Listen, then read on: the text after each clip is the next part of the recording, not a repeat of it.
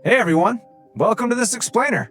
Today, we are diving into a genuinely fascinating anonymous expert report that details the legal architecture of naturalization. We're going to strip away the surface-level narratives and generic filler to examine the actual structural mechanics of acquiring citizenship. Think of this purely as a structural science. We'll be analyzing the exact mechanisms and the cause and effect relationships that govern who actually gets to become a citizen. By the end of this explainer, you are never going to look at a passport or a citizenship certificate the same way again, because you'll finally see the invisible architectural blueprints behind them. You know, it is incredibly tempting to view naturalization as just a simple administrative checklist. You fill out some paperwork, pay a fee, and wait in line, right? Well, this expert analysis totally challenges that baseline understanding. It reveals that the process is actually a rigid, multi-layered legal architecture. Every single requirement acts as a highly specific filter designed to evaluate a candidate's real integration into society. It's essentially a massive mechanism of risk management for the state, ensuring that only those who have proven tangible ties are granted permanent membership. Okay, so here's how we are going to break this all down today. First up, the anatomy of the framework. Then we'll look at spatial and temporal mandates, followed by cognitive and moral thresholds. After that, we'll cover statutory exemptions, and we will wrap it all up with the procedural matrix. All right, let's jump right into Section 1, Anatomy of the Framework, deconstructing the legal architecture. So what are we really looking at here? According to the expert analysis, the system evaluates societal integration through a series of interdependent pillars. It establishes a legal age minimum of 18, demands baseline permanent residency, and enforces strict spatial, cognitive, and procedural compliance. Now, these aren't just isolated boxes you can casually check off. They actually function together as a holistic filter to comprehensively assess an applicant's readiness to join the society. For example, procedural compliance cannot even begin until the spatial and temporal mandates are met, and your age at the exact time of filing, that directly dictates which cognitive thresholds apply to you. They are completely locked together. There's a quote from the analysis that brilliantly illustrates the core thesis here. Citizenship is not merely an administrative milestone. It is the culmination of a rigid sequence of statutory mandates and legal thresholds. That really highlights the sheer gravity and legal weight of the naturalization process. It is a highly calculated statutory sequence. It represents the ultimate transition from just being a subject of administration to becoming a full participant in governance. Moving on to our second pillar, spatial and temporal mandates, mapping time and presence. Basically, the framework uses sustained time and physical location as a proxy for societal integration. Generally speaking, there's a baseline requirement of 5 years of permanent residency, which gets condensed to 3 years under specific marital conditions. It's a fascinating, almost mathematical approach to measuring a person's roots in a community. The framework implicitly assumes that you just cannot truly assimilate into a society's fabric without the friction of daily, sustained physical interaction within its borders. Time, as it turns out, is the ultimate unfakeable metric. Now, pay attention to this part, because it is super easy to confuse these two concepts.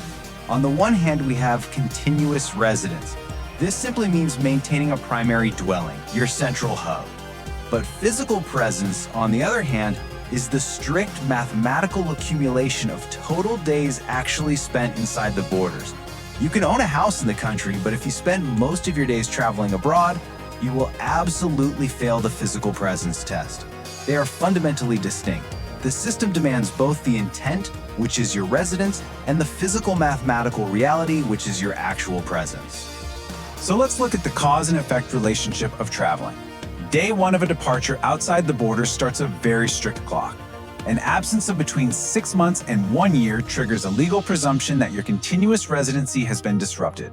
At the 6-month mark, the burden of proof shifts entirely to the applicant to mathematically prove they didn't abandon their life here. And exceeding 1 year, that is an absolute structural break. The clock completely resets no matter how much time you had previously banked. The legal architecture is incredibly unforgiving here, Time spent away directly jeopardizes your legal status. Now, on top of national presence, there is local jurisdiction. The framework demands that applicants establish a minimum of 3 months of residency within a specific state or local jurisdiction before they even file the application. This ensures that the candidate has established tangible local ties, not just a vague national footprint. And why does this matter? Well, because the framework recognizes that true civic assimilation doesn't happen at a vague national level. It happens locally, in your neighborhoods, in local economies, and state jurisdictions.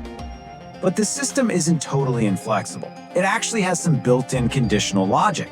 Accelerated pathways exist.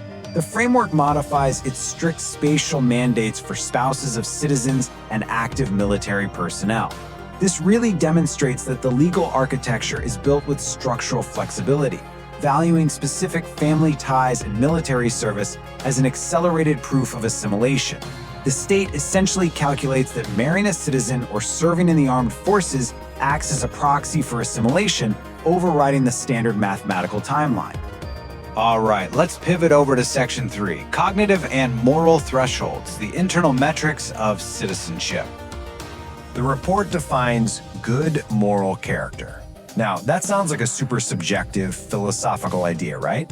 But legally, it is a highly objective reality. It is strictly tied to the absence of specific legal infractions over a defined statutory period. And here is the absolutely crucial part.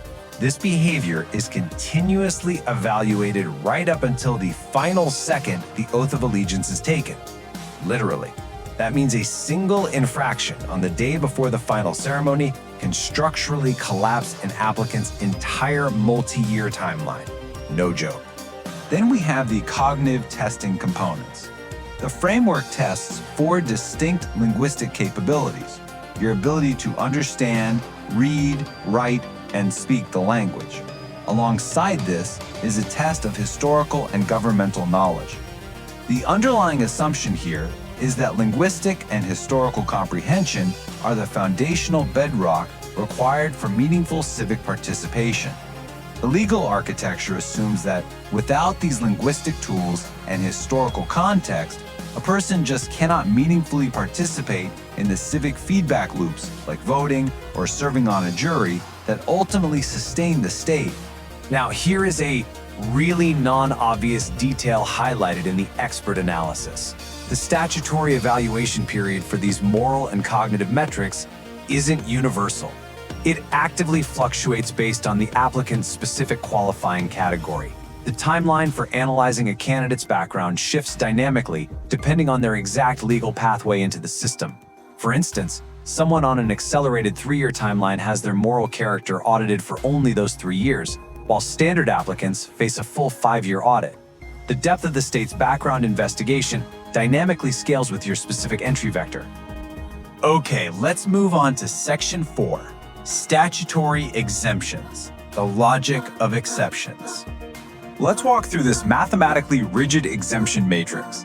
If you are 50 years old with 20 years of residency, or 55 with 15 years, the English test is waived entirely. Boom, gone. At 65 with 20 years, you get the English waiver plus a simplified civics test. Look at the conditional logic happening here. There is a direct inverse relationship between age and the required residency duration to trigger an exemption. And there's absolutely zero subjective wiggle room here. Missing the threshold by a single month means you are facing the full cognitive testing battery. So why does this matrix even exist?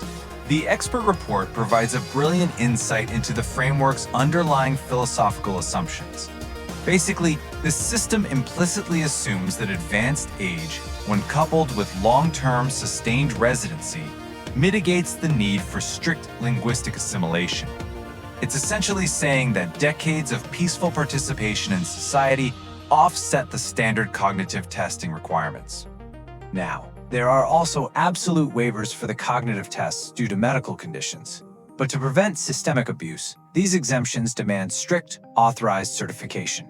You cannot just self-certify a disability. It requires binding medical documentation from licensed clinical professionals to bypass this structural pillar. The state essentially delegates this structural bypass solely to highly regulated medical authorities, ensuring that the legal threshold remains completely insulated from an applicant just taking their own word for it. And finally, Section 5, the procedural matrix, executing the legal steps. The modern process relies heavily on a structured digital application architecture. Candidates have to assess their statutory eligibility, upload precise evidentiary documents, apply electronic signatures, and submit their payments. This digital interface is specifically designed to force compliance in a rigid step-by-step sequence. The user interface itself is literally a legal barrier. It physically prevents progression to the final step unless the foundational evidentiary blocks are perfectly aligned. And this brings us to a super interesting core insight from the report. This digital system is not just about user convenience. No way. It is engineered as a proactive safeguard against systemic bottlenecks. By forcing proper, accurate filing up front, it significantly limits the administrative burden of having to request additional evidence later on. By shifting the burden of total accuracy onto the applicant through this digital funnel, the state protects its own administrative machinery from collapsing under the weight of incomplete paperwork. Once the paperwork actually clears, applicants face the official interview. And the analysis makes it very clear. Do not be fooled. This is not a casual conversation. It is a highly structured, dual mechanism environment. First, it is a strict evidentiary audit conducted under oath. Second, it is a live cognitive testing environment. And if you fail a component, well, the framework grants you exactly one subsequent opportunity to fix it. It is a really high-pressure environment where a structural failure triggers an immediate, narrow window for correction. Miss that window, and the entire architecture resets back to zero. We have mapped out the entire legal architecture today, which brings us to a final, really provocative thought from the report. Is citizenship truly acquired through paperwork, or is the entire legal architecture merely a prerequisite for the final act of spoken allegiance? Because structurally, legal citizenship is only activated upon the recitation of that final oath. All of this intense compliance, all the testing, it simply earns you the right to speak that pledge. It really makes you ponder the immense weight of bureaucratic compliance versus true spoken allegiance. Thank you so much for exploring this framework with me today in this explainer. Keep questioning the invisible structures around you, and I'll catch you next time.